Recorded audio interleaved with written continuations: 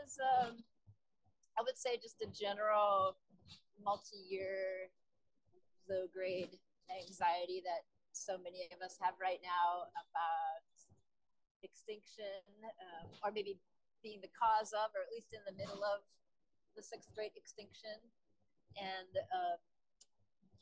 thinking about psychoecology, which was something I was talking a lot about with my students at the time. And then when COVID hit, because I was in the middle of a different project, one that was largely and still is being shot in Ethiopia, I had to put that on hold.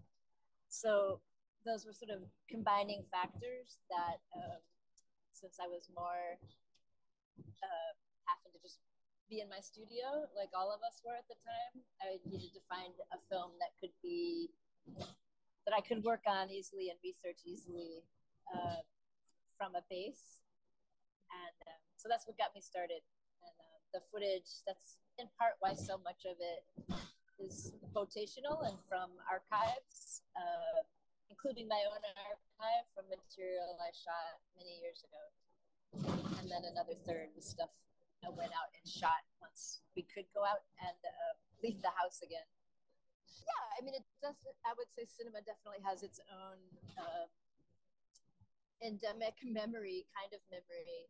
Just to back up a little bit, it's not that atoms, I wouldn't say that atoms don't have memory, but it is true that electrons do not. Electrons, every electron looks like every other electron, no matter how long it's been around. They don't carry with them, you can't look at an electron and glean something of its past, but more complicated groups of matter does have a record of its past, including minerals and certainly film, as you say. But I was really thinking a lot about the ways that history or memory gets recorded that are outside of the standard ways we record memory, which might be writing or drawing. I was looking to methods, not just the geological record, but thinking about the way that in order for something to get remembered, sometimes it's just a habit of form. Like music is a kind of memory because it's a habit of things that repeat, rhythm or melody holds on or locks memory in a way that things that don't have a kind of habit of form do. Or ceremony, it's like a habit of matter or a habit of action that's a different way of remembering things. So I was trying to just not think like the rocks, but try to use the minerals and the rocks to open up ways to think about memory that go further than maybe what cinema could, or think outside of just human strategies of memory. Yeah, I guess it was one of the challenges of the film of how to, and one of the interests of the film of how to rub together more data-based or empirical knowledge and evidence with other kinds of material, the more metaphysical or fictional, or a voice that's more oracular. I think that kind of desire to bring different ways of knowing together is both why the film has the two narrators that it does, but also just as a desire for a very complicated grain or texture of the film. It's really, at heart, a collage film. I mean, there's so many, as you say, there's so many different kinds of material in it. That part of the joy and the struggle was finding what the film was through the editing and learning what material could be influence its neighbors, I guess. Because unlike films that come out of a script where you're just sort of trying to flesh out an idea that existed on text beforehand, I really don't work that way almost ever. I try to really build meaning through the editing so that maybe there's something the film can say that you wouldn't be able to say with a sentence. That's only possible to say in cinema, and maybe it's hard to translate into anything else. I don't know if the film being dense helps that or makes it harder, but I just had so much of a huge variety of material to start with that even though the film seems dense, it's a process of a lot of removal to get to what it's here now. I'm not a natural storyteller. Well, or at least not a narrative in the way that most people think of narrative, a conventional narrative, let's say. But I am really interested in alternate ways of telling story, or I guess to go back to one of your earlier questions, the way that story is a kind of habit, and it's a kind of human, just like our DNA holds certain codes for us. I feel like story does that as well. So I was definitely influenced by other thinkers and writers, sci-fi, science fiction in particular, writers who have found ways to speak through the speculative future, or whether it's a near future or a really distant future, to speak about the present. I mean, I think a lot of science fiction writers do that. So I was definitely attracted to both Rosny, or the Brooks brothers were these two brothers who were writing under the pseudonym J.H. Rosny, but also as a filmmaker, more generally, science fiction, and as an artist, science fiction has been really impactful to me. For this film in particular, stories by everyone from Octavia Butler and J.G. Ballard and Ursula Le Guin, N.K. Jemisin, Joanna Ruth. I mean, I think I was inspired by the way science fiction can be a way to speak in the social political grain, but one step removed.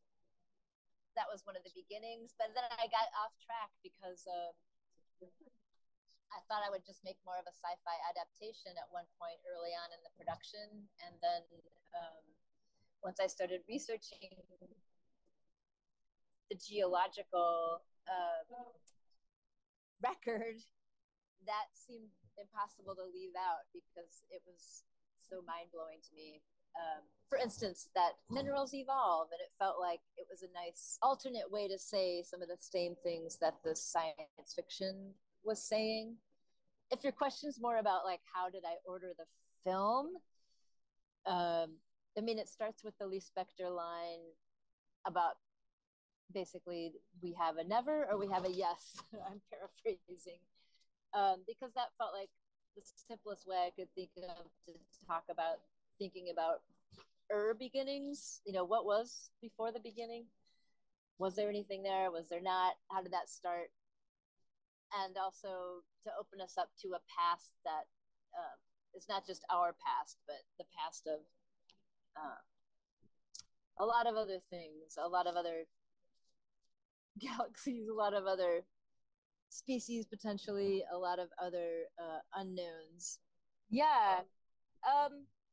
Well, I kind of hinted at this before, but I would say the filming strategy had different approaches. One was just in my research, I was just slowly accruing and slowly contacting different labs and archives that had a lot of media already that was sort of in support of their research, whether it was a diatom specialist or a microbiologist who studies algae and volvox, or people, you know, organizations that study black smokers, which are the vents on the bottom of the sea, and just had, you know, massive flagged online archives. But also I was traveling to archives and museums to look at things. The footage came out of the process of research and just being, you know, finding material I was attracted to, and then just basically bookmarking it and or contacting archives to see, hey, I saw you shot these images of protists or plankton or whatever it was, and do you have any longer shots of that without edits? And so that was how some of the material was gathered, and then I just rephotographed it basically.